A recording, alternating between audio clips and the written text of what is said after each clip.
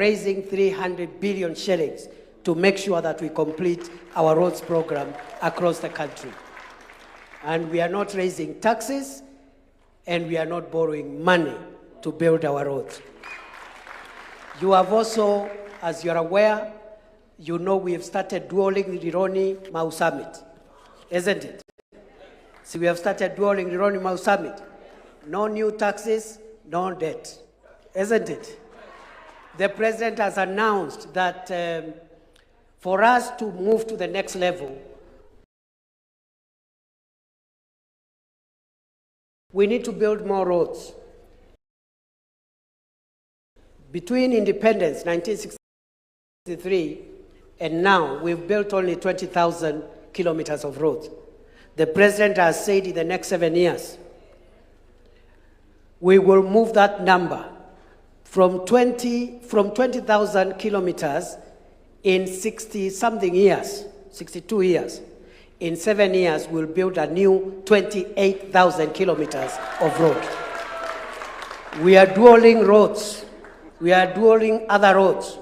In a month or so, you'll see the president working on the Mombasa Road from Chumvi Junction all the way to Emali.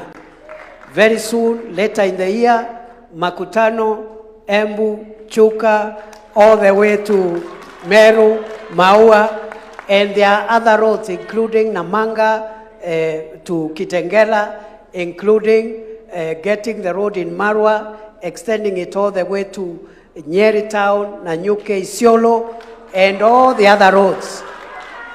You have seen the president has helped us as UDA to deliver a life-changing road project that touches on a vast area of our country that for a long time had been left behind. The famous road. Niseme nisiseme. Niseme nisiseme. Rais alisema barabara itatoka Mandera. Niendelee nisiendelee? Kitoka Mandera ikuje Ramu. Itoke Ramu ikuje Gare. Itoke Gare ikuje Kobo. Ikuje Kobo. Niendelee. Ikuje Kobo, ikuje Kotulo, ikuje Wajia, ikuje Samata, ikuje Modogashe, ikuje Kulamawe, mpaka ingie Isiolo. Rais ni fire, si fire. Ni fire, si fire.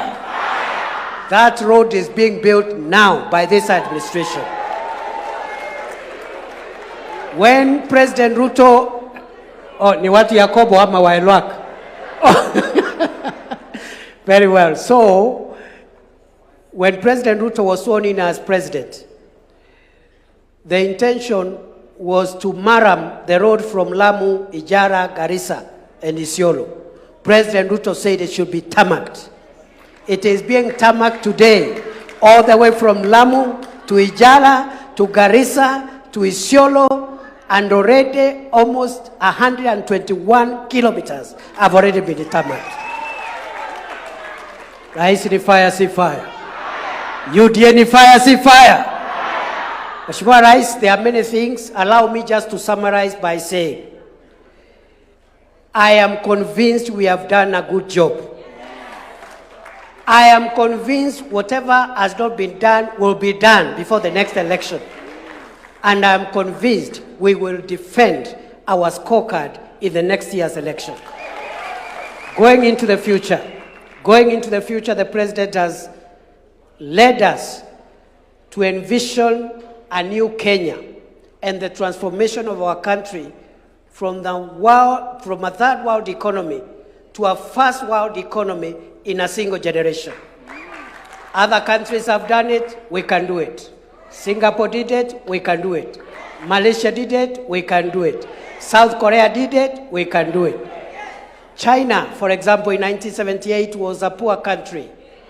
40 years later, by 2020, China had moved to be the second largest economy in the world, and they had succeeded in pulling 800 million Chinese people from abject poverty. It is possible for us also to pull The 22 million Kenyans who live in poverty today, abject poverty, we can pull them upwards and create a first world economy in one generation. The first thing we do is to modernize our agriculture. We stop relying on rainfall and clouds. We stop depending on clouds to survive. And the president has said we need water harvesting. That's how you transform and modernize agriculture. 50 mega dams, 200 mini dams, and over 1,000 smaller dams. The 200 are the mid-sized dams, and the smaller dams are over 1,050 mega dams. The size of Dwake, those big dams like High Grand Falls and others. Then we harvest water, transform our agriculture, add value, and make sure that we create wealth and create jobs in the agricultural sector, but water is critical. Number two, we need to increase our power so that we can have enough energy for our industries. We are now at 3,000 megawatts. We want to create another 7,000 megawatts to have 10,000 megawatts of power. And finally, we will need also to be able to move forward, have enough resources to do modern infrastructure, roads, railway, seaports, and also airports. That's why we must build a new airport, and the president is already seized of the matter, and I know in the next 1-2 months, we'll break ground and build a new airport. That is why the president in 2 months will be launching the extension of the railway line from Naivasha, through Narok, through Bomet, through Nyamira, through Kisumu, into Malaba, and into Uganda. That is why, after we do Rironi Mau Summit, the president will lead us again to extend that road in 2 ways. One way through Eldoret to Bungoma and Malaba, another way through Kericho, Kisumu, into Malaba. Rais ni fire, si fire. That is why we are modernizing the Kenya Ports Authority in Mombasa. I've spoken to KPA this morning.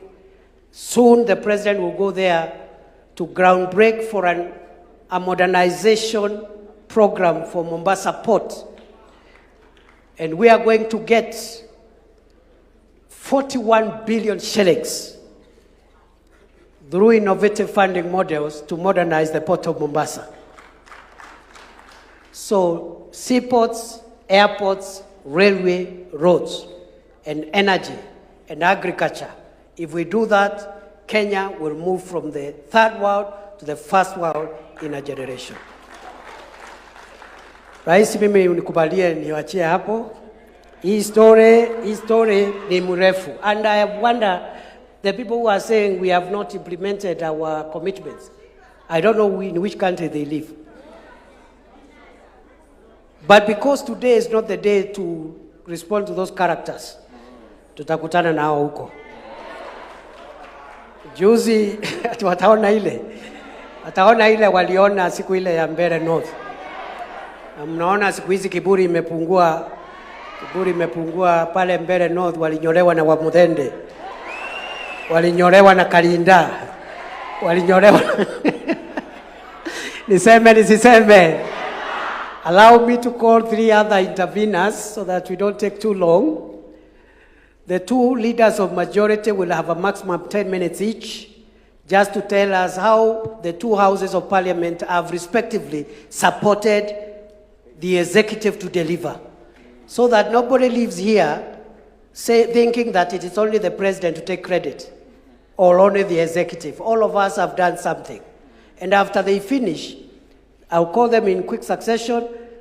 Finally, Governor Ses Mbarire, who is the chairperson, the national chairperson of UDA, will come and tell us, also in 10 minutes, what our county governments, both our governors and our county assemblies, have done to partner with the national government to realize the successes that we are talking about here today, so that we leave here as one family, knowing that everybody, from the MCA to the senator, to the member of the National Assembly, to the governor, to the president, everybody has contributed to the successes we have achieved so far. UDA fire, si fire. Ni noma, si noma. Wacha nione mbwekse ya rais, mbwekse ya rais, mbwekse ya rais. Kuja wewe Aaron. Wapi